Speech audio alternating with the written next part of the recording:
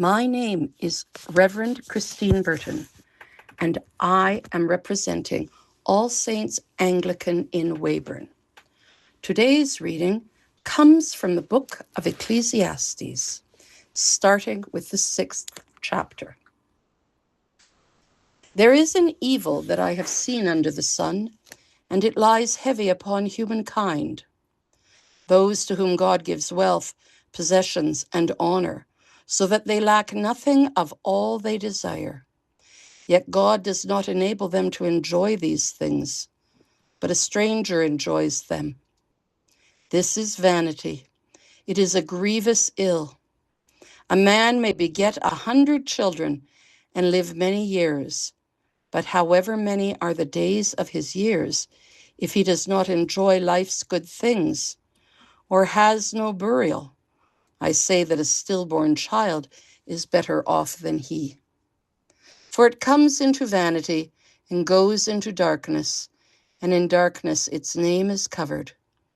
Moreover, it has not seen the sun or known anything, yet it finds rest rather than he. Even though he should live 1,000 years twice over, yet enjoy no good. Do not all go to one place? All human toil is for the mouth, yet the appetite is not satisfied. For what advantage have the wise over fools? And what do the poor have who know how to conduct themselves before the living? Better is the sight of the eyes than the wandering of desire.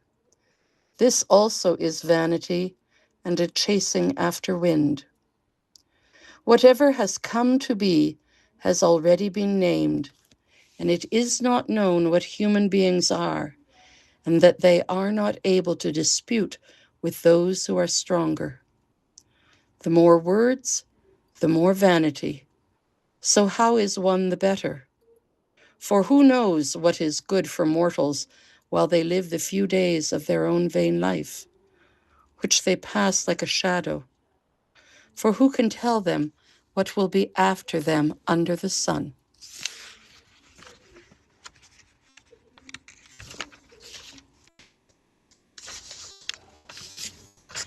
A good name is better than precious ointment, and the day of death than the day of birth. It is better to go to the house of mourning than to go to the house of feasting, for this is the end of everyone, and the living will lay it to heart. Sorrow is better than laughter, for by sadness of countenance the heart is made glad. The heart of the wise is in the house of mourning, but the heart of fools is in the house of mirth. It is better to hear the rebuke of the wise than to hear the song of fools. For like the crackling of thorns under a pot, so is the laughter of fools. This also is vanity. Surely oppression makes the wise foolish, and a bribe corrupts the heart. Better is the end of a thing than its beginning. The patient in spirit are better than the proud in spirit.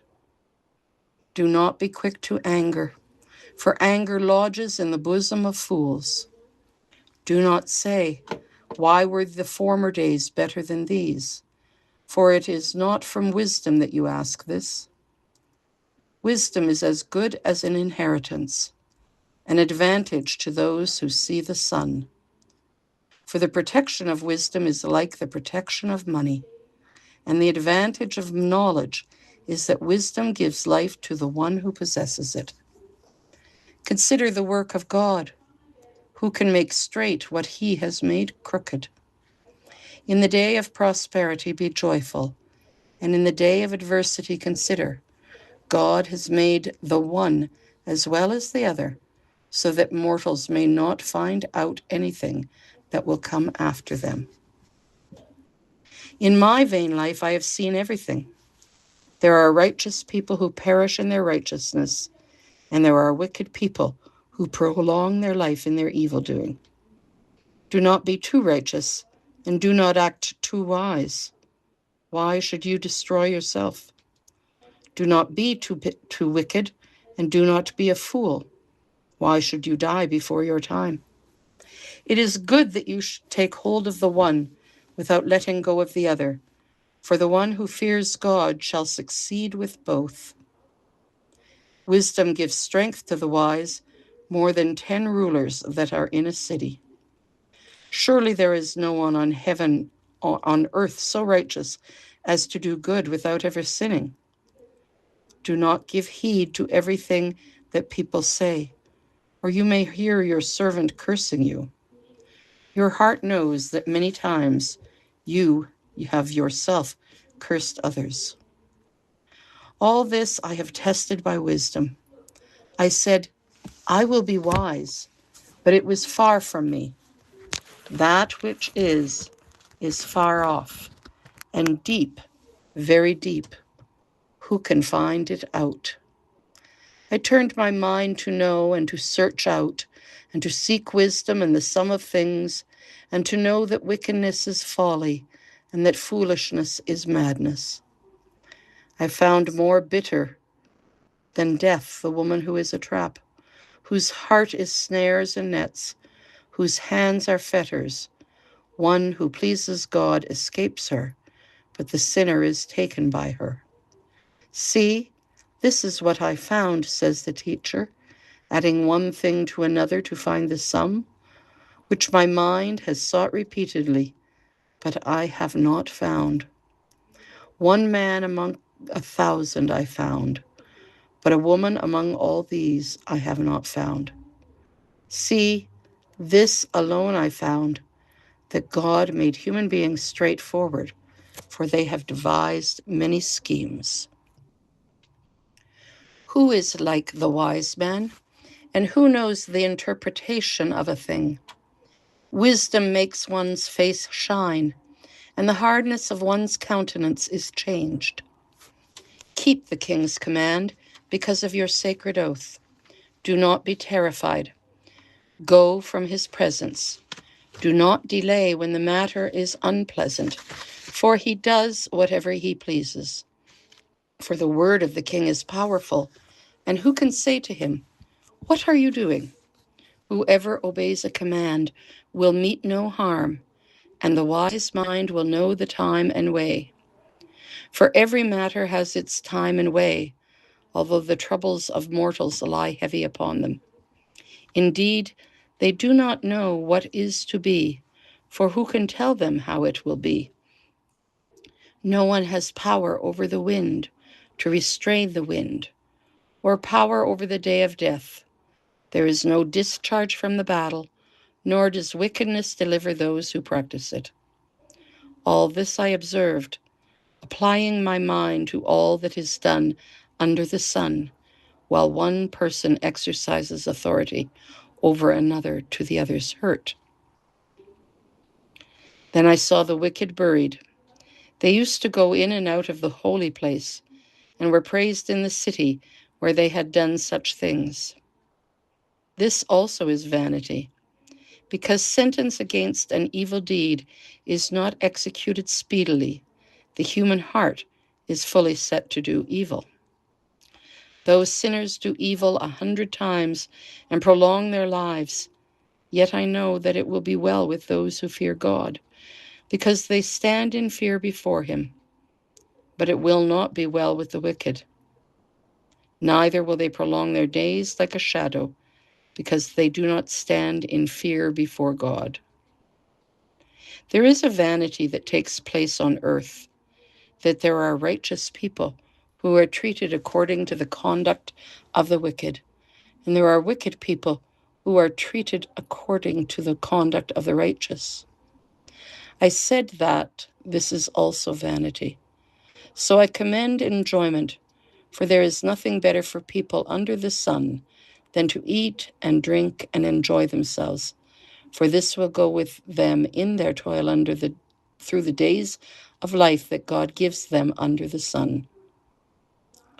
When I applied my mind to know wisdom and to see the business that is done on earth, how one's eyes see sleep neither day nor night, then I saw all the work of God, that no one can find out what is happening under the sun. However much they may toil in seeking, They will not find it out, even though those who are wise claim to know. They cannot find it out. All this I laid to heart, examining it all, how the righteous and the wise and their deeds are in the hand of God. Whether it is love or hate, one does not know. Everything that confronts them is vanity, since the same fate comes to all, to the righteous and the wicked, to the good and the evil, to the clean and the unclean, to those who sacrifice and those who do not sacrifice. As are the good, so are the sinners. Those who swear are like those who shun an oath. This is an evil in all that happens under the sun, that the same fate comes to everyone. Moreover, the hearts of all are full of evil. Madness is in their hearts while they live, and after that they go to the dead. But whoever is joined with all the living has hope, for a little dog is better than a dead lion. The living know that they will not die, but the dead know nothing. They have no more reward, and even the memory of them is lost. Their love and their hate and their envy may have already perished. Never again will they have any share in all that happens under the sun. Go, eat your bread with enjoyment, and drink your wine with a merry heart, for God has long ago approved what you do. Let your garments always be white. Do not let oil be lacking on your head. Enjoy life with the wife whom you love, all the days of your vain life that are given to you under the sun, because that is your portion in life, and in your toil at which you toil under the sun. Whatever your hand finds to do, do with your might, for there is no work or thought or knowledge or wisdom in Sheol to which you are going. Again I saw that under the sun the race is not to the swift, nor the battle to the strong, nor bread to the wise, nor riches to the intelligent, nor favor to the skillful, but time and chance happen to them all. For no one can anticipate the time of disaster. Like fish taken in a cruel net, and like birds caught in a snare, so mortals are snared at a time of calamity when it suddenly falls upon them. I have also seen this example of wisdom under the sun, and it seemed great to me. There was a little city with few people in it. A great king came against it and besieged it, building great siege works against it. Now there was found in it a poor man, and he by his wisdom delivered the city. Yet no one remembered that poor man. So I said, wisdom is better than might. Yet the poor man's wisdom is despised, and his words are not heeded. The quiet words of the wise are more to be heeded than the shouting of a ruler among fools. Wisdom is better than weapons of war, for one bungler destroys much good.